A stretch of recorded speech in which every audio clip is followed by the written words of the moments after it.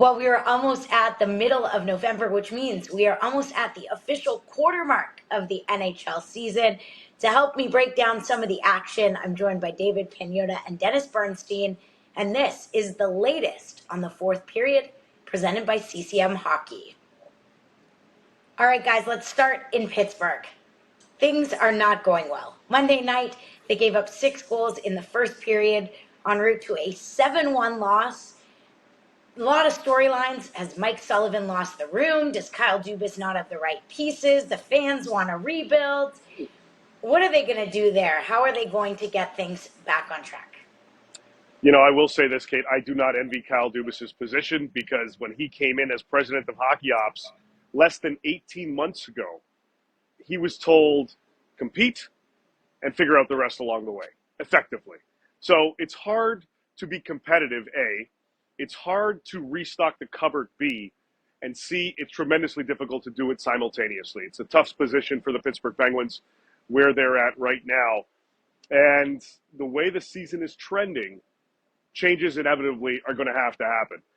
You have Mike Sullivan, who is there. He's a well-respected coach. He's a great coach. Everybody knows what he brings to the table.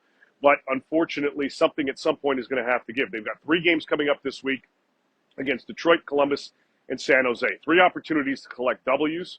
And if they can't pull this off, at some point, you're going to have to see some types of changes. And DB, if you're looking at long-term, looking at roster, they have some pieces that they can move that are on expiring contracts. Lars Eller, Marcus Pettersen, and they have some other veterans on this club as well that they could potentially move out.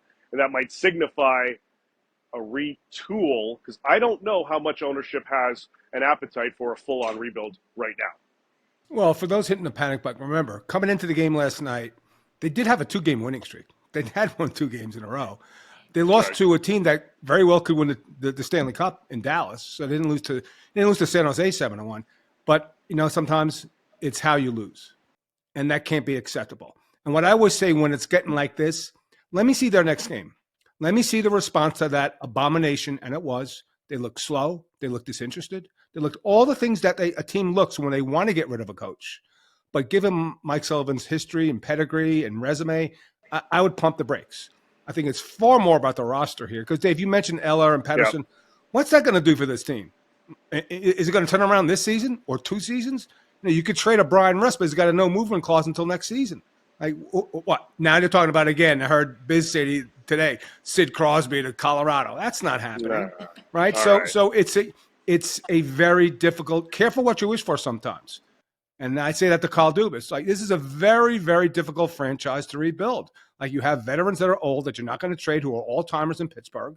Like, you don't really have a lot of draft capital, right? And the team isn't very good. So I think they're stuck right here. The worst thing is if they're stuck in mediocrity, because you both know, Kate and Dave, when you're mediocre in this league, it's really hard to get out. If you're really bad, you can bounce back. But that's my concern, is that I don't think they have the pieces. I don't would put it on the coach.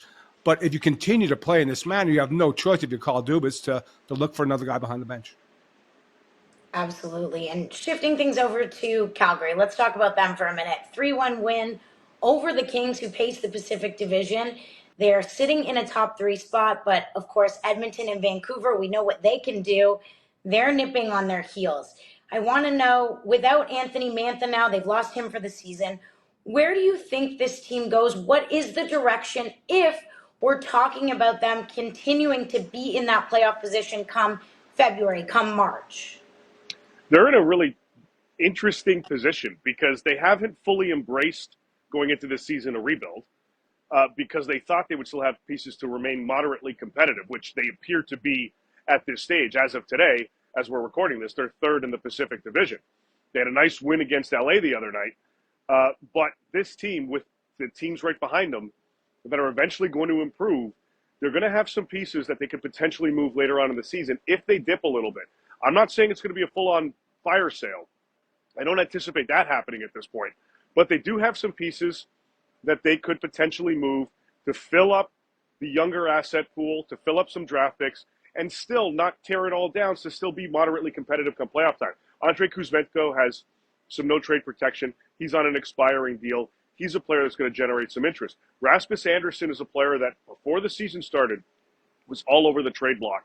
or excuse me, the trade rumor mill, as teams were looking at him to potentially pry him out of Calgary closer to the deadline. He's got 1 more year left on his deal. He was open to a move because the team wasn't competitive last year. Has his mindset changed? We'll see how the season progresses from that perspective.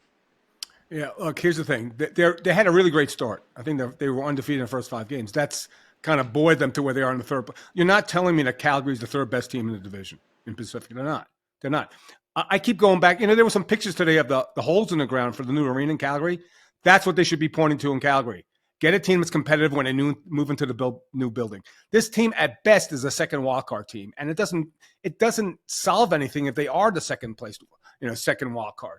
So if I'm Connie, I'm looking to trade. I'm looking to trade anybody at this point in time. They have some pieces. They have some young pieces. Huberdeau looks like he's having, a little bit of a revival, but Dustin Wolf played in goal really great last night. Matt Coronado's a piece as well. But again, I would trade Anderson. I would trade the high-value guys. I look at a trade for Kadri because, again, I think that it's if you hold on to these guys, what's the point?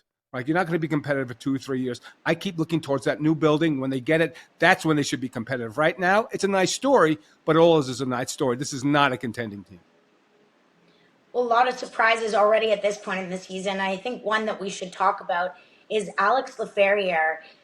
We're just at the quarter mark, and already last season, 23 points in 81 games. Now 15 points in 17 games, and he just turned 23 last month. What do you guys think? Is this too early to start a conversation about a contract extension with the way he's been playing? Well, it's going to be on LA's radar. Certainly, they have to be cognizant of the fact that this kid is playing at tremendous pace and doing well up with at top minutes. Now, yeah, he is due for a contract. He's going to be a restricted free agent next summer. I can tell you they haven't had any discussions to this point on an extension. It's a little bit too premature from that side of things. I think the focus is let this kid play. Give him the ice time. Let him play. Let him build his confidence. Let him build on the start of the season and see if he can remain consistent offensively. Doesn't necessarily have to be putting up almost a point a game, but can he continue the pace? DB, you see him on a nightly basis. What has he brought to this table that suddenly makes the team and Rob Blake go, uh-oh, he might be somebody to worry about later, but let's not push it too soon. Well, nobody at the start of the season had him at any point in time being their leading goal scorer on their bingo card, right? So he's overachieving. Yeah. He's on pace for 46 goals. He's not a 46 goal, but he's improved his shot. He goes to the net. He gets traffic. Like he's aggressive. He's the type of player that they have drafted and developed, but nobody really had him on their radar. I think he was a 4th-round pick at Harvard. The one saving grace is he is at the end of ELC, but he's restricted with no arbitration rights. So they're going to have control. They're going to pay him probably a couple million. And that's the one thing. You might want to criticize Rob Blake for some moves he's made, like Dubois and stuff like that. But the guys they have signed long-term, like Mikey Anderson, like Adrian Kempe, like Quentin Byfield, they're all value deals, right? I mean, he's done a good job paying these guys the right price. So they're not going to go overboard for Alex Laferriere. They shouldn't. But they should be thankful he's producing the goals because this team is an average offensive team right now. He's leading the way. So I wouldn't be too concerned about what the number is for Alex. He has to keep playing and keep producing, and he'll get paid fairly. Well, before we wrap up, let's shift over just for a quick minute to Four Nations. We know the rosters are coming out early December. Lots of chatter about who's going to crack the Canadian squad. And if we're looking at the goaltending position in particular, one name, Jordan Binnington, is up there with those 3 spots.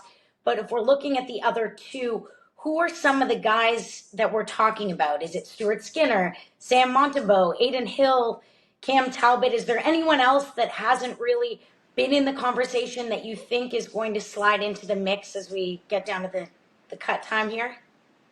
Well, Kate, if Logan Thompson keeps playing the way he's performing and playing, he's definitely going to be in the running to join the Canadian national team for Four Nations. He's 7-0, got a 255 goals against. He's got a 910 save percentage. He's making noise and getting on the radars of the guys of Team Canada to be one of the 3 goaltenders for that club. It looks like Binnington's going to be there. His numbers, and look, a lot of the guys that we anticipated from the Canadian side of things, the numbers haven't been great. Talbot's numbers have been really good so far this season, despite the rough start for Detroit. And Logan Thompson has been a guy who came into this year with a chip on his shoulder after being dealt by Vegas ahead of the draft. He wants to prove everybody that he is a legit number 1. He's got the reins in D.C., and he's on the radar for Team Canada. I lost my World Series bet. But when I bet Dave on the Four Nations, I feel really good when I look at the goaltending matchups because it's a big discrepancy between what the U.S. has and what Canada has. I'm not even talking about Sweden and Finland at this point in time. So these are good. I think, Kate, what's going to happen is who's ever playing hot over the last couple of weeks might get the nod because there's not much separate. The names that you guys named, there's not much separating them. Like there's not, this is no brainer. This is a no brainer. There's not a no brainer. There's not a clear cut number one, right? So, and I think that's that if Canada doesn't want to win the Four Nations, I think you're probably pointing to goaltending saying it just wasn't good enough. So it's great that these guys are being mentioned and it's great to play for your country.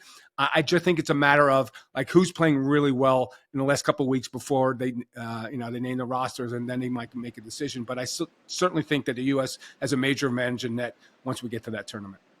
If Canada can kind of pry someone again, can they trade? Can you trade for a goalie in the U.S.? Does that work in Four Nations? How fast can you change your citizenship? Right. Is somebody going to be, can we get Jeremy Swayman on this side or something like that? Well, I will say that now that Dennis has put it out into the universe, one of those guys, how many guys do we name? 5, 6 guys? That someone's going off. That's just how it's going to be. Right, yeah. And then hopefully, a couple months from now, we're having this conversation and Dennis has to do something Tim Hortons related. I don't know what the bet is. Steak dinners. I'm good at betting steak dinners. I don't know if you're a steak eater. Okay, I'm a steak girl. Medium rare, best. Okay, great. Exactly. So make sure you and Dave put together a fund to buy me dinner once we get to the end of February. All right. Well, we'll put all of our toonies in a pot and we'll make it work. Thanks so much, guys. And thank you, everyone, for tuning in. This has been the latest on the fourth period presented by CCM Hockey.